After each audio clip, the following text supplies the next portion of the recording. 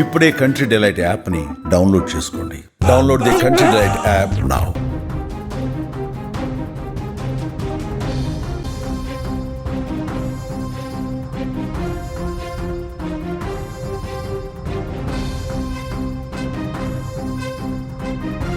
కోరుట్ల చిన్నారి హితీక్ష హత్య కేసులో కొత్త నిజాలు వెలుగులోకి వస్తున్నాయి. కొద్దిసేపటి క్రితమే హితీక్ష పిన్ని మమత హితీక్ష గొంతు కోసేందుకు వాడిన కత్తిని అట్లాగే దానికి సంబంధించిన ఇంకొక వస్తువుని పోలీసులు స్వాధీనం చేసుకున్నట్టుగా తెలుస్తుంది. హితీక్ష తండ్రి కూతురు డెడ్ బాడీని చూడగానే దుబాయ్ నుంచి పరిగెత్తుకుంటూ వచ్చిన హితీక్ష తండ్రి కూతురు డెడ్ బాడీని చూడగానే బోరున విలపించారు. ఆయన దుఃఖాన్ని చూస్తే ఎవ్వరూ అడ్డుకోలేని పరిస్థితి. మీరు స్క్రీన్లో చూస్తున్నారు, హితీక్ష తండ్రి గ్రీన్ కలర్ డ్రెస్లో వస్తున్నాడు. ఆయన దుబాయ్ నుంచి ఎప్పుడైతే కూతురు హత్య విషయం తెలిసిందో ఆ విషయం తెలిసిన వెంటనే హితీక్ష తండ్రి దుబాయ్ నుంచి పరిగెత్తుకుంటూ వచ్చాడు. హితీక్షకి తండ్రి పేరు రాము, అట్లాగే హితీక్షకి బాబాయ్ ఉన్నాడు లక్ష్మణ్. ఇద్దరు కవల పిల్లలు. రాము అట్లాగే లక్ష్మణ్ ఇద్దరు కవల పిల్లలు. ఇద్దరు ఒకే తీరుగా ఉంటారు. ఇద్దరు దుబాయ్లో ఉంటారు. ఇద్దరు దుబాయ్లోనే ఉన్నారు ఇప్పటివరకు. అయితే హితీక్ష తల్లి నవీన అట్లాగే హితీక్షను హత్య చేసిన మమత ఇద్దరు అక్క చెల్లెల పిల్లలే, ఇద్దరు బంధువులే. హితీక్షతో పాటు ఒక అన్నున్నాడు 7 సంవత్సరాల హితీక్షకి.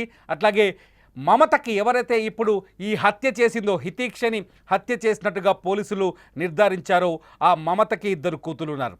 ఇద్దరు మొదటి నుంచి అటు ఆ పుట్టింటి వైపు నుంచి ఇటు మెట్టినింటి వైపు నుంచి అతి దగ్గర బంధువులు, రక్త సంబంధికులు. అయినా వీళ్ళ మధ్య పగ మొలిచింది.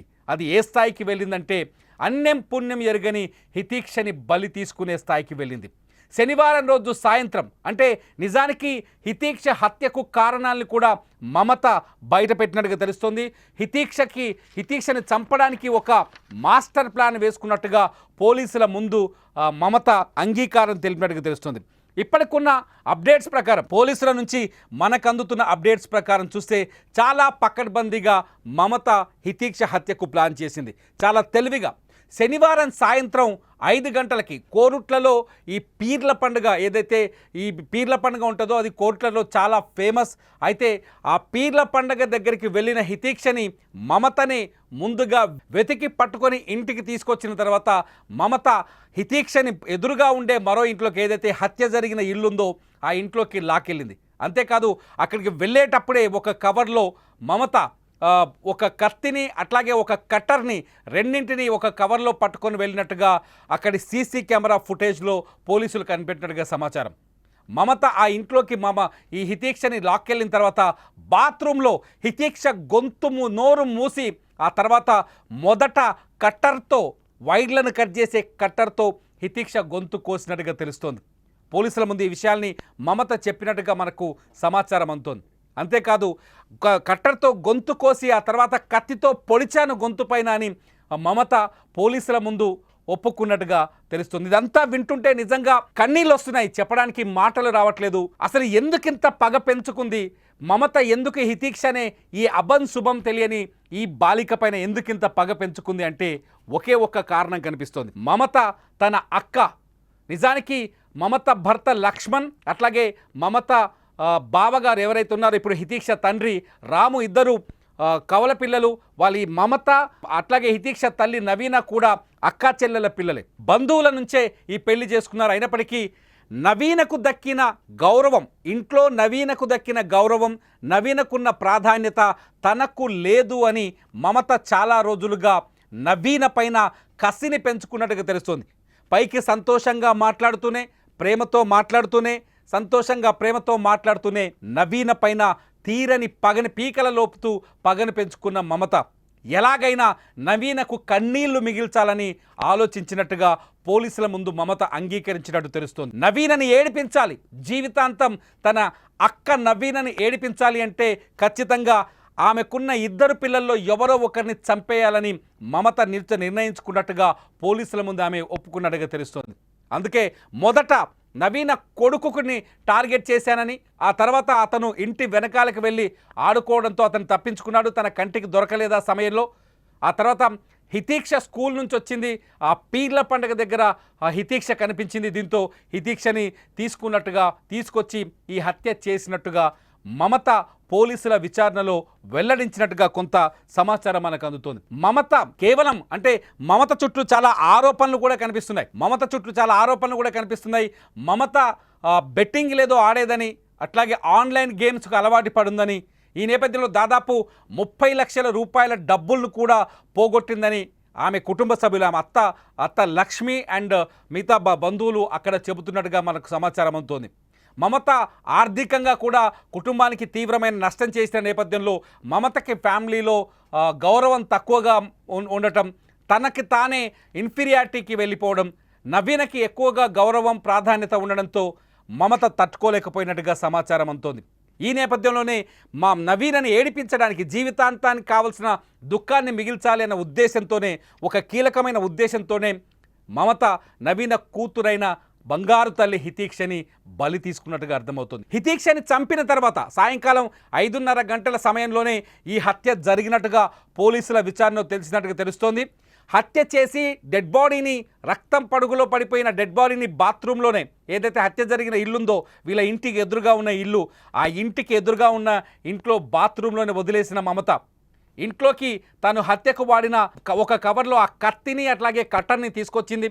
వచ్చి ఇంట్లోకి వచ్చిన తర్వాత తను హత్య చేసేటప్పుడు ఒక చీరను ధరించి ఉంది. మమత చీరను ధరించున్నట్టుగా తెలుస్తోంది.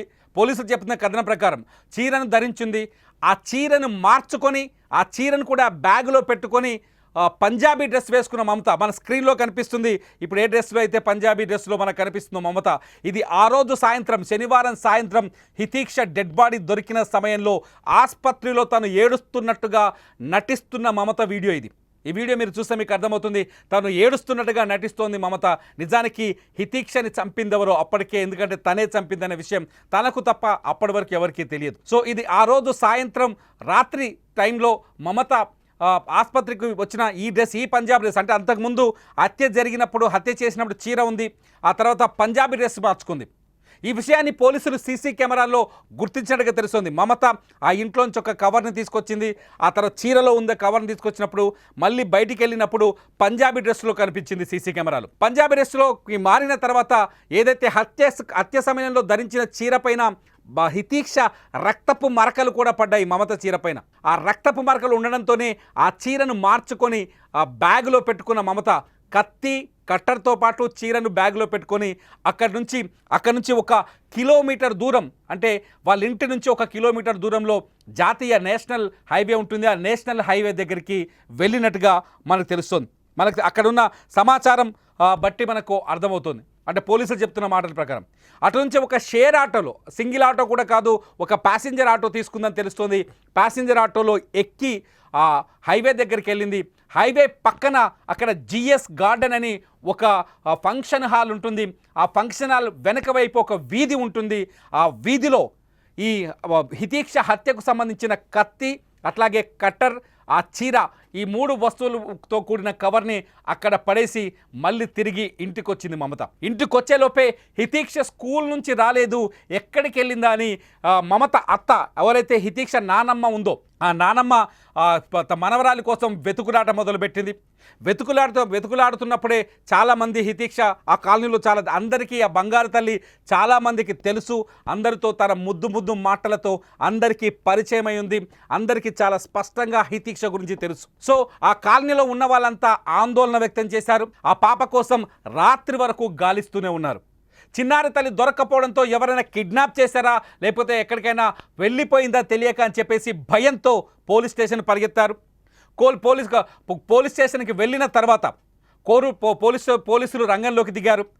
ఆ ఇంటి చుట్టూ పోలీసులు వెతుకులాట మొదలు పెడితే ఈ ఇంటికి, ఏదైతే ఈ చిన్నారి హితీక్షకు సంబంధించిన ఇంటికి ఆపోజిట్లో కొద్ది దూరంలో ఉన్న మరో ఇంట్లో బాత్రూంలో హితీక్ష డెడ్ బాడీ దొరికింది. అది చూసిన పోలీసులు షాక్ అయ్యారు. వెంటనే ఆ ఇంటి యజమానిని పట్టుకునే ప్రయత్నం చేశారు. ఆ ఇంటి యజమానికి ఫోన్ చేస్తే ఆ ఇంటి యజమాని కొన్ని రోజులుగా వరంగల్లో ఉన్నానని చాలా స్పష్టంగా ఆధారాలతో కూడిన సమాధానం ఇచ్చారు. దీంతో కథ మిస్టరీగా మారింది. అప్పుడు పోలీసులు ఎవరు హితీక్షను చంపింది అనే కోణంలో విచారణ మొదలుపెట్టారు. ఏకంగా జిల్లా ఎస్పీ రంగంలోకి దిగారు. రాత్రి 9 గంటల నుంచి ఉదయం 4 గంటల వరకు అదే కాలనీలో ఉంటూ హితీక్ష ఇంట్లో ఉంటూ మొత్తం దగ్గరుండి ఇన్వెస్టిగేషన్ చేశారు. జాగిలాన్ని తీసుకొచ్చారు. మొట్టమొదటగా పోలీసు జాగిలాన్ని తీసుకొచ్చారు. ఆ విజువల్ మా దగ్గర ఉంది. పోలీసు జాగిలాన్ని తీసుకొచ్చినప్పుడు ఆ డాగ్ పోలీస్ స్క్వాడ్ కూడా ఆ హత్య జరిగిన ప్లేస్ నుంచి నేరుగా హితీక్ష వాళ్ళ ఇంట్లోకే వచ్చింది. ఆ సీన్ మీరు చూడొచ్చు స్క్రీన్ పైన. హితీక్ష ఇంట్లోకి వచ్చేసరికి పోలీసులకు ఒక కన్ఫర్మేషన్ వచ్చింది. హత్య చేసింది ఎవరో కాదు, ఇంట్లో ఉన్న బంధువులే ఈ హత్య చేశారు, ఇంటికి సంబంధించిన మనుషులే హితీక్ష గొంతు కోశారు అని ఒక క్లారిటీకి వచ్చిన పోలీసులు ఇంట్లో ఉన్న వాళ్ళని ప్రశ్నించడం మొదలుపెట్టారు. మొట్టమొదట ఈ హితీక్ష ఎక్కడైతే హత్యకు గురైందో హత్యకు గురైన ఇంటికి సమీపంలో ఉన్న ఒక నిర్మాణం జరుగుతుంది, ఒక వేరే కన్స్ట్రక్షన్ జరుగుతుంది. అక్కడ కొందరు భవన నిర్మాణ కార్మికులు ఉన్నారు. వాళ్ళని పోలీస్ స్టేషన్కి తీసుకెళ్లారు. పోలీస్ స్టేషన్ తీసుకెళ్ళి వాళ్ళని ప్రశ్నించారు. ఆ తర్వాత హితీక్ష నాన్నమ్మ లక్ష్మిని పోలీస్ స్టేషన్కి తీసుకెళ్లారు. నాన్నమ్మ లక్ష్మిని తీసుకెళ్లిన తర్వాత మరొక టీం హితీక్ష ఇంటి చుట్టూ ఉన్న సీసీ కెమెరాల్ని సెర్చ్ చేసింది. ఈ సీసీ కెమెరాల్లోనే హితీక్ష హత్యకు సంబంధించిన కీలకమైన ఆధారాలు దొరికాయి. హితీక్ష ఏదైతే డెడ్ బాడీ దొరికిందో డెడ్ బాడీ దొరికిన ఇంట్లోంచి హితీక్ష పిన్ని మమత చీరలో బయటికి రావడం, ఆమె చేతిలో కవర్ ఉండటం, హితీక్షని వెతుకుతున్న సమయంలో మమత డ్రెస్ మార్చుకొని ఉండడం, పంజాబీ డ్రెస్లో ఉండటం మీరు స్క్రీన్లో చూస్తున్న విజువల్స్ ప్రకారం. ఇదంతా చూసిన పోలీసులు మమత పైన కాస్త ఆమె పైన విచారణ చేశారు, ఆమెను ప్రశ్నించారు. ఆ తర్వాత పోలీస్ స్టేషన్ తీసుకెళ్లారు. మమత మొబైల్ ఫోన్లో ఉన్న డేటా, కాల్ డేటా, మన మొబైల్ ఫోన్లో కాల్ డేటా ఉంటుంది, ఆ కాల్ డేటా డిలీట్ అయింది. సో ఈ విషయాన్ని ఈ అనుమానాలన్నీ రావడంతో పోలీసులు శనివారం తెల్లవారుజామున అంటే ఆదివారం తెల్లవారుజామున హితీక్ష పిన్ని మమతని పోలీస్ స్టేషన్ తీసుకెళ్లారు. పోలీస్ స్టేషన్ తీసుకెళ్లి ప్రశ్నిస్తే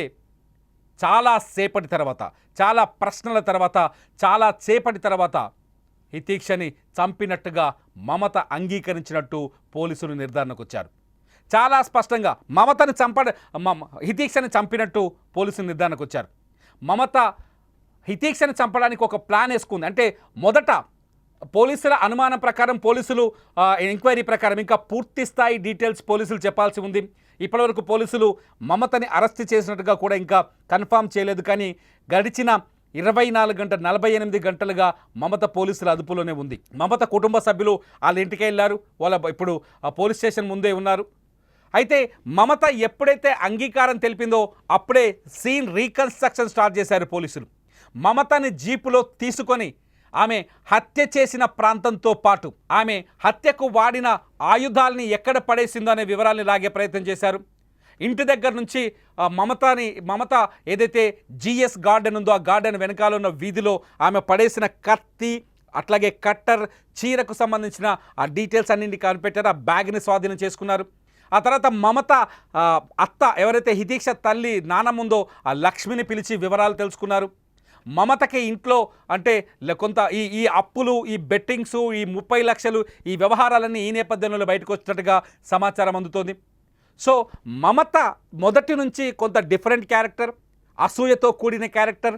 సొంత అక్కే, నిజానికి మమత ఎవరైతే ఉన్నారో వాళ్ళ మదర్, అట్లాగే హత్యకు గురైన హితీక్ష అమ్మమ్మ అంటే నవీన ఉంది కదా హితీక్ష తల్లి, వాళ్ళ తల్లి ఇద్దరు అక్క చెల్లెలే అని తెలుస్తోంది. రక్త సంబంధికులైనప్పటికీ కూడా అత్యంత దారుణంగా చంపాలని ప్లాన్ చేసింది. ఈ అసూయ కేవలం తన అక్కకి అంటే తన తోటి కోడలికి ఇంట్లో అధిక ప్రాధాన్యత దక్కుతుందనే విషయం తట్టుకోలేకనే మమత ఈ హత్య చేసినట్టుగా తెలుస్తుంది. ఇదంతా పక్కన పెడితే హితీక్ష తండ్రికి ఈ విషయం తెలిసింది. దుబాయ్లో ఉన్న హితీక్ష తండ్రి వెంటనే ఆగ మేఘాల మీద పరిగెత్తుకుంటూ వచ్చాడు. బిడ్డ నన్ను రమ్మంటేవి కదా ఇంటికి, నేను వచ్చేలోపే ఇలా శవంగా మారిపోయావా అంటూ బోరున విలపిస్తూ ఆ వీడియో చూస్తే నిజంగా ఒక్కసారి కన్నీళ్ళు వస్తాయి. అయితే హితీక్ష తండ్రితో పాటు రాము ఎవరైతే ఉన్నారో ఈ రాముతో పాటు మమత భర్త లక్ష్మణ్ కూడా దుబాయ్లోనే ఉంటాడు. కానీ లక్ష్మణ్ రాలేకపోయాడు, దుబాయ్లోనే ఆగిపోయాడు. అంటే తన భార్య చేసిన నేరం గురించి లక్ష్మణ్కి అనుమానం కలిగి ఉందని కూడా ఆ ఊళ్ళో ఉన్న మనుషులు చెప్తున్నారు. పోలీసులు కూడా ఈ కోణంలోనే ఆలోచిస్తున్నారు. మొత్తానికి రాము వచ్చి రావడంతోనే హితీక్షని చూసి ఆయన విలపిస్తున్న తీరు చూస్తే కన్నీళ్ళు వస్తున్నాయి. ఒక్కసారి రాము వాయిస్ వినండి, ఆ వీడియో చూడండి మీరు ఒకసారి.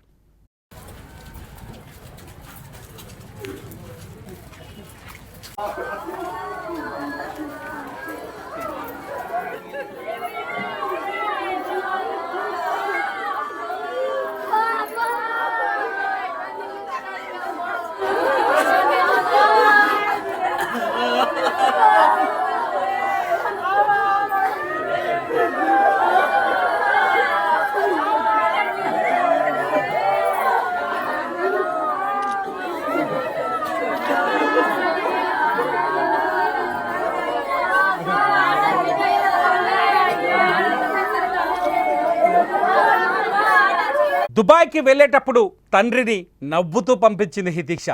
డాడీ ఎప్పుడు తిరిగి వస్తావు, మళ్ళీ ఎప్పుడు వస్తావు నాన్న అని మాట్లాడింది. అంతేకాదు దుబాయ్లో ఉన్న తండ్రితో ఫోన్లో కూడా మాట్లాడుతూ ఉంది హితీక్ష. ఒక్కగానొక్క కూతురు కదా, ఎంతో ప్రేమగా చూసుకున్నాడు రాము. నాన్న ఇంటికి రా అని అడిగితే వస్తాను బిడ్డ అని సమాధానం కూడా చెప్పినట్టుగా ఆయన ఏడుస్తుంటే మనకు అర్థమవుతుంది ఆయన మాటలు. ఇంటికి వచ్చేలోపే ఆ కూతురు శవంగా మారింది. ఎవరి చేతుల్లోనో కాదు, ఎంతో నమ్మకమైన కుటుంబ సభ్యుల చేతుల్లోనే. ఆమె ఎవరో కాదు, సొంత పిన్ని చేతుల్లోనే, రక్త సంబంధీకుల చేతుల్లోనే, తన తమ్ముడి భార్య చేతుల్లోనే తన బంగారు తల్లి హితీక్ష ప్రాణాలు కోల్పోయింది. ఇక్కడ ఇంకొక విషయం చెప్పాలి. హితీక్షని చంపిన తర్వాత మమతని పోలీసులు తీసుకెళ్లారు. ప్రస్తుతం పోలీస్ స్టేషన్లోనే ఉంది మమతని పోలీసులు విచారిస్తున్నారు. మమతకి 2 కూతుళ్ళు ఉన్నారు. ఆ 2 కూతుళ్ళు ఇంట్లో హితీక్ష డెడ్ బాడీ చుట్టూ కూర్చొని బోరున విలపిస్తున్నారు. అంతేకాదు తండ్రి దుబాయ్లో ఉన్నాడు లక్ష్మణ్, తల్లి పోలీస్ స్టేషన్లో ఉంది. ఆ 2 పిల్లలు అనాథలుగా రోధిస్తున్న తీరు చూసి హితీక్ష తండ్రి రామే వాళ్ళని కౌగిలించుకొని ఏడ్చాడని మనకు కొంత అక్కడ ఉన్న వాళ్ళు చెప్తుంటే నిజంగా దుఃఖం ఆగట్లేదు. బంగారు తల్లి ఇటువంటి చిన్నారిని చంపడానికి ఆమె చేతులు ఎలా వచ్చాయి? మాట్లాడడానికి మాటలు రావట్లేదు.